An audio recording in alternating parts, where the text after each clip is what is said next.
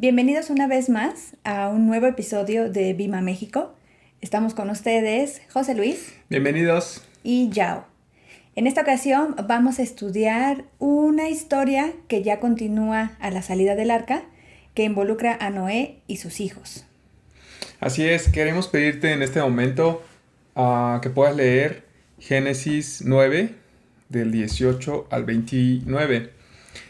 Después de leerlo, tal vez de examinarlo un poco, estos versículos, estaría bien que ya volvieras a ver este video, pero si no, pues vamos a leerlo aquí, juntos. Génesis 9, 18 dice: Los hijos de Noé que salieron del arca fueron Sem, Cam, que fue el padre de Canaán, y Jafet. Estos fueron los tres hijos de Noé, que con su descendencia poblaron toda la tierra.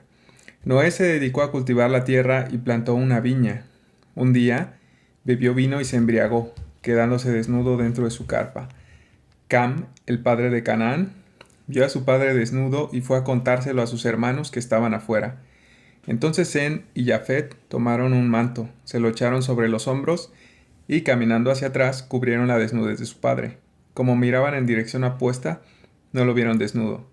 Cuando Noé despertó de su borrachera y se enteró de lo que su hijo menor le había hecho, declaró: Maldito sea Canaán, será de sus dos hermanos el más bajo de sus esclavos, y agregó: Bendito sea el Señor, Dios de Sem, que Canaán sea su esclavo, que Dios extienda el territorio de Jafet, que habite Jafet en los campamentos de Sem, y que Canaán sea su esclavo.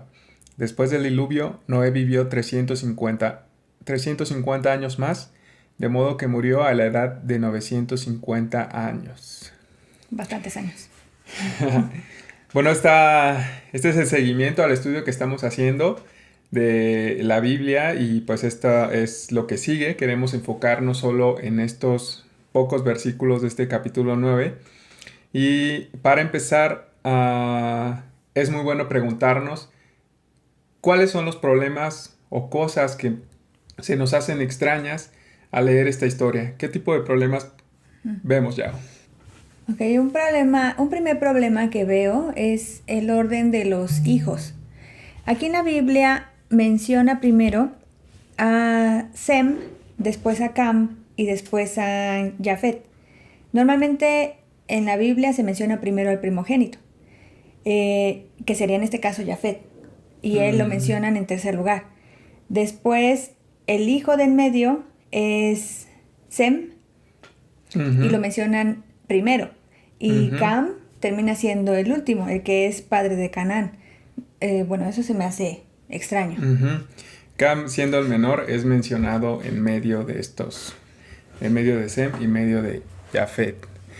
Ese es un dato curioso. Bueno, por ahora recuerda que seguimos reservando toda la explicación de las genealogías para después. Vamos, por supuesto, a abordar ese tema y vamos a profundizar, vamos a volver a este pasaje en el futuro. Un dato interesante es que, si te das cuenta, una de las palabras o de los términos que se emplean mucho en la Biblia es la palabra viña. Eso lo puedes ver mucho en los evangelios y aquí es la primera vez que se menciona esta palabra. Noé se dedicó a cultivar la tierra y plantó una viña. Lo primero que hizo fue plantar una viña, ¿no? Al parecer. Bueno, ya después vemos que incluso fabricó vino a través de eso.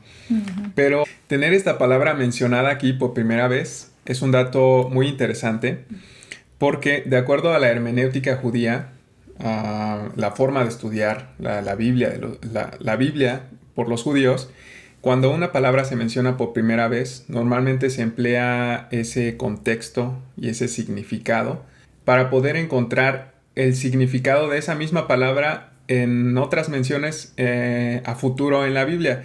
Es decir, si en el futuro encontramos esta palabra viña, en realidad, de acuerdo a la hermenéutica judía, tendríamos que regresar a esta vez que se mencionó por primera vez y estudiar este contexto para entenderla en los pasajes siguientes en los que se menciona. Entonces, bueno, ese es un dato interesante. También hay algo muy peculiar, que incluso ya hemos visto un poco más atrás de las historias que estamos viendo en la Biblia, y es el tema de la desnudez. También aquí el asunto, como que cuando todos se juntan, es a raíz de que Noé está desnudo en su tienda. Y pues normalmente uno puede estar con esa confianza libremente en su casa, ¿no? ¿Por qué lo Mm. mencionan tanto también los hijos después? ¿Por qué se vuelve el tema? Eso es algo muy curioso. Ujú. Sí, eso es algo muy interesante. ¿Por qué la desnudez tiene tanto problema, tanto conflicto, ¿no? Y se menciona, bueno, al menos hasta ahora en Génesis Ujú. se ha mencionado repetidamente. Otra cosa extraña de este pasaje es que cuando Noé se entera de que su hijo Cam lo vio desnudo, parece ser que como si eso hubiera sido algo malo, y lo que sucede es como muy extraño porque Noé hace una maldición hacia el hijo de Cam, que en este caso es Canaán. Noé maldice a su nieto en lugar de a su hijo, que aparentemente parece ser que es el hijo el que hizo algo malo, que Ujú. tiene que ver con ver la desnudez de su papá. Entonces, esto es algo súper extraño, ¿no? Si alguien me hizo algo, yo no me voy a desquitar con su hijo, ¿no? Voy a tal vez a tomar venganza contra él directamente, no contra su hijo, ¿no? Eso es algo súper, súper extraño. Y bueno, por último también tenemos esta cuestión de que justo el nombre de Cam, cuando se menciona ligado al de Canaán. Si te das cuenta, en el versículo 18 se menciona Cam, que fue el padre de Canaán, y en el versículo 22, Cam, el padre de Canaán. Es decir, al mencionar el nombre de Cam, se da una importancia fuerte a la relación con su hijo Canaán. Que bueno, ya lo vemos también esta importancia en cuestión de la maldición. Bueno, todos estos puntos son muy extraños. Y para nosotros pareciera, bueno, no es como mucho problema, ¿no? O sea, ¿por qué de aquí? Porque es un evento que se tiene que mencionar en la Biblia y pues habrá algo ahí que la Biblia nos quiera decir por las frases que se repiten, incluso por las acciones que se realizan que nosotros no estemos viendo del todo y lo vamos a notar. Vamos a ver que en esta historia hay una gran similitud con una historia que ya habíamos estudiado antes. ¿Te Mm, imaginas cuál es? Dijimos en el episodio pasado que el diluvio tenía un paralelismo directo con lo que es la creación. Ujú, Y si entonces seguimos esta secuencia, después de la creación de Génesis 1, 2, vino la historia del jardín del Edén. ujú. Si la historia de Noé y el diluvio es un paralelismo con la creación, esperaría que ahorita exista algo relacionado a la historia del jardín del Edén. Ok, bueno, primero vamos a ver qué elementos son los que se parecen mucho al diluvio y a esa parte de la creación, así rápidamente, para ver que sí hay mucha similitud. Entonces, en el diluvio notamos que hay obviamente un gran parecido con esta narración de la creación. Todos los días vimos que mientras Dios estaba creando algo, también había paralelismo con los días que se pasaba dentro del arca. Es decir, Ujú, la creación de las aguas, en el caso de Dios, todo el agua que estaba cubierta, que teníamos agua arriba, agua de los mares, ¿no? Todo lo que había inundado la tierra. También aparecieron los animales, estaban los hombres y finalmente toda esta historia culmina con Dios también teniendo un sabbat. ujú, En el principio, justamente en el Génesis 1, Dios descansa de toda su creación. Y también notamos aquí, en la historia del diluvio, que Dios estaba descansando de toda la destrucción. ujú. Finalmente los hombres pueden volver a tierra y ahí es donde empieza como un mandato directo a Noé que tiene que dedicarse a poblar, ¿no? Toda la tierra que ahora está desierta. Vamos a ver que ahora existe una similitud muy grande entre la historia del jardín del Edén y esta historia de Noé. Lo primero que vemos es a Adán cultivando un jardín. Después en esta historia vemos de nuevo a Noé cultivando la tierra y plantando una viña, que por cierto es la primera vez que se menciona, como decía José Luis. Después también existe un fruto que está relacionado con la desnudez. Tenemos a la manzana con Adán y la mujer en el jardín del Edén. Y aquí con Noé, Noé bebió el vino de esa vid que ya había plantado y se embriagó quedando desnudo dentro de su carpa. También hay un punto en el que Dios cubre la desnudez de Adán y de Eva y sus hijos hacen algo similar con él, que buscan un manto y lo cubren. Finalmente también hay una maldición, que en este caso Dios es el que dicta sentencia en el momento en el que se destierran a los hombres del Edén. Y también hay una maldición, pero ahora no es Dios, es Noé. Hay una maldición que se va directamente a uno de los protagonistas en esta historia. Así es, Yao. ¿Realmente no te parece impresionante este paralelismo entre estas historias? Como que se vuelve a repetir lo mismo que ya habíamos visto en pasajes anteriores. Y sabes, algo súper curioso es esta cuestión de la desnudez. ¿Por qué Cam, al ver a su padre, al ver a Noé desnudo, por qué eso fue motivo de que Cam se hiciera, o más bien el hijo de Cam, Canaán, se hiciera acreedor a una maldición para ser esclavo de la descendencia de sus otros dos hermanos? Algo que nos puede ayudar mucho y que realmente pues hemos estado aplicando en episodios anteriores es el usar recursos adicionales como por ejemplo este recurso que se conoce como el Midrash.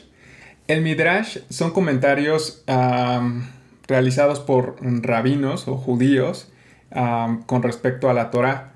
Es decir, al igual que hoy tenemos las Biblias de estudio con múltiples comentarios, seguramente tú has leído alguna y has leído esos comentarios tratando de explicar los pasajes de los cuales estás leyendo.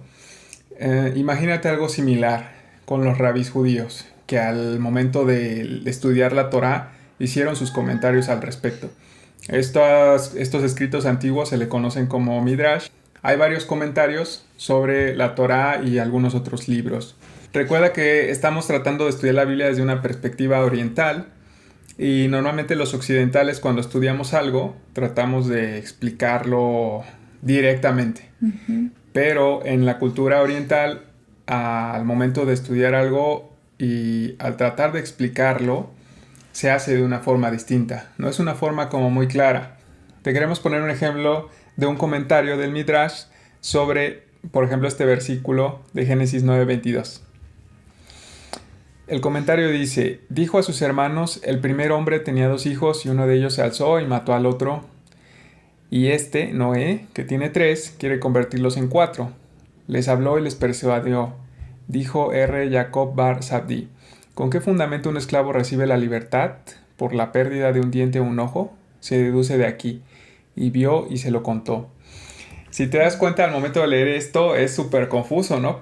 ¿Qué es este comentario, no? Pero pues en realidad se aleja totalmente de lo que hacemos en el mundo occidental al tratar de explicar algo. Los comentarios del Midrash son básicamente historias escondidas dentro de otra historia. En este caso tenemos una historia diferente dentro de la historia de Génesis y el punto es, los rabís quieren llevar a su audiencia con esta otra historia a que esa audiencia descubra qué es lo que ellos aprendieron, qué es lo que entendieron de esa parte de la escritura. Si esto te parece muy enredado, para tenerlo de una forma súper clara, Jesús hacía mucho esto. En los evangelios seguramente has leído muchas veces en que Jesús enseñó con parábolas.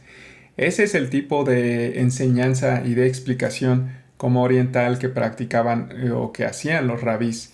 Es decir, contar una historia para que la audiencia piense y analice esa historia y pueda descubrir lo que te estaba tratando de enseñar pues el maestro, el rabí.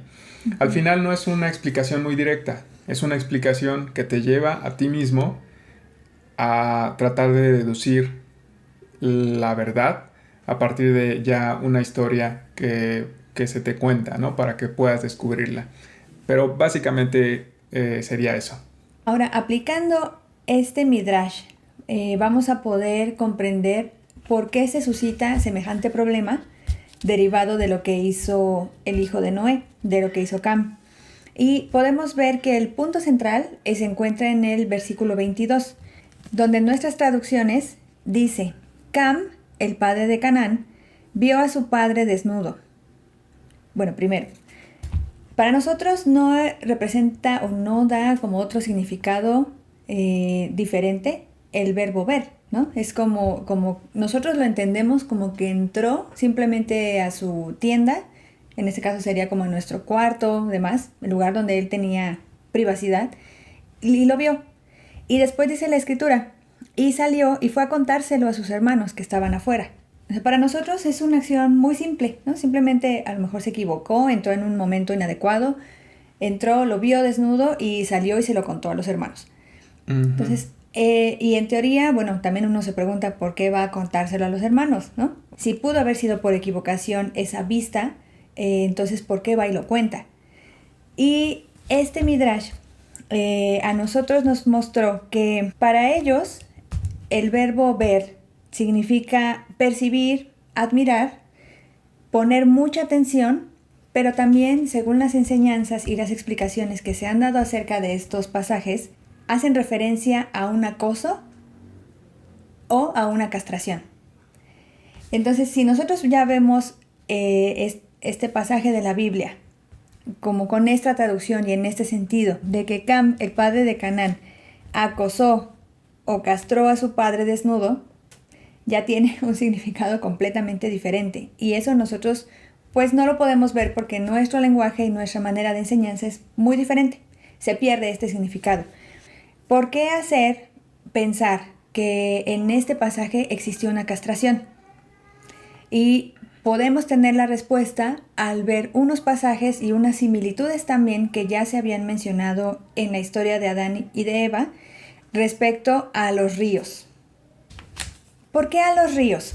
También en ese entonces, al hacer referencia a una genealogía, se puede mencionar con simbolismos como el árbol, que para nosotros es bastante común, un árbol genealógico, o también un río. Obviamente el río tiene un cauce y de ahí nacen muchos afluentes, ¿no? Muchos pequeños ríos que pueden desembocar hacia otro o ser uno solo. Y la Biblia ya hace una referencia a estos ríos. No sé si recuerdan que incluso cuando leímos esas escrituras decíamos, ¿por qué de repente sale esta información aquí si no tiene como mucha relación con la historia? Y lo podemos ver en Génesis 2, versículo 10. Estos ríos se mencionan luego que el Señor planta el jardín al oriente del Edén. Como que aparentemente no tiene relación con lo que Dios está creando porque solamente se menciona ahí en la escritura que existían unos ríos. Y ahora lo vamos a ver. Es Génesis 2:10. Del Edén nacía un río que regaba el jardín y que desde allí se dividía en 4 ríos menores. Ok, ahí ya está mencionando que tenemos un río mayor, un río principal. El primero se llamaba Pisón y recorría toda la región de Havilá donde había oro. Y hace una descripción del oro. Es el río que tiene mayor descripción. Ahí va uno. El segundo se llamaba Gihón, que recorría toda la región de Cus. Se disminuye un poco la descripción. El tercero se llamaba Tigris, que corría al este de Asiria. Y el cuarto era el Éufrates. Ok, el cuarto río ya no tiene mayor descripción, solamente se menciona. No tiene relevancia con los otros y no se ve que, pues, como que se vaya a mencionar o a relacionar con otra historia, incluso después en la Biblia. Si ponemos también en paralelo esta historia de los ríos con la historia de Noé, y si a Noé lo ponemos en similitud con ese río mayor, en teoría tiene sentido, ¿no? Noé tiene 3 hijos, Sem, Cam y Jafet, y el río tiene sus 3 vertientes y una a la que no se le da como mucha importancia. Si seguimos esta comparación de los ríos con Noé, a Noé le haría falta una vertiente, ¿no? Porque Noé en teoría debió haber tenido 4 hijos. Además, porque a Noé se le mandó directamente que poblara la tierra. Entonces, si ya tenía 3 hijos, probablemente iba a tener uno más. Y tiene también similitud con los ríos que se mencionan en esa historia del Edén, que hay uno principal y ahí hay 4, aunque al último ya no se le toma ni se le da tanta importancia. Sí, así es. Sí, de hecho esto es muy interesante porque muy probablemente Cam De hecho, bueno, este comentario que tienes en pantalla, el comentario del Midrash, dice, dijo a sus hermanos, Cam, el primer hombre tenía 2 hijos, o sea, Adán, que sabemos, Caín y Abel, y uno de ellos se alzó y mató al otro, y Noé, que tiene 3, quiere convertirlos en 4. Es decir, se podría decir, considerando también esta genealogía de los ríos, lo que hubiéramos esperado es que Noé hubiera tenido otro hijo, al menos para seguir manteniendo, para seguir poblando la tierra, exacto. Pero,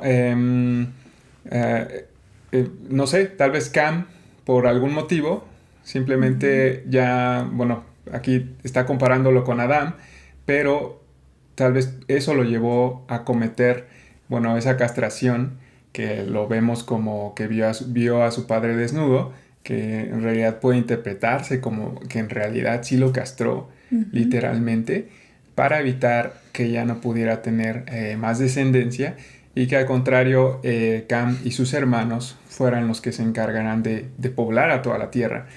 Entonces, tal vez justo si vemos la historia desde esta perspectiva, podemos entender y sería más claro para nosotros el por qué Noé se enojó, el por qué Noé se molestó y sobre todo por qué Noé toma el lugar de Dios.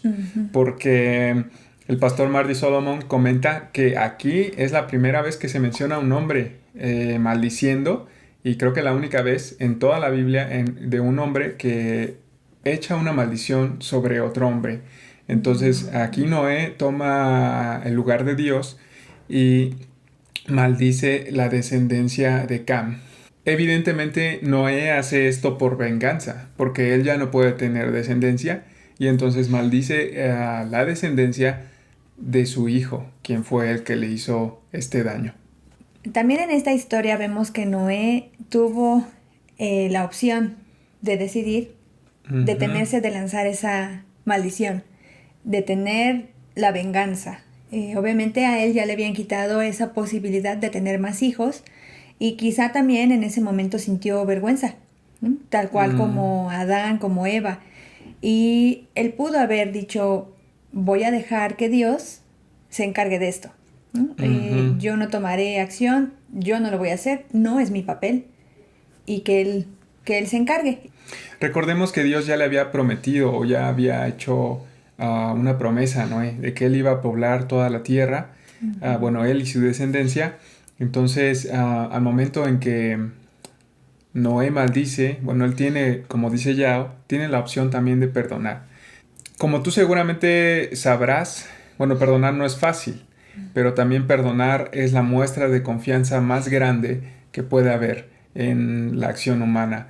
Cuando nosotros perdonamos, especialmente algo tan fuerte como esta cuestión de la descendencia o la castración de Noé, incluso muchas otras cosas actualmente que te pudo haber hecho alguien.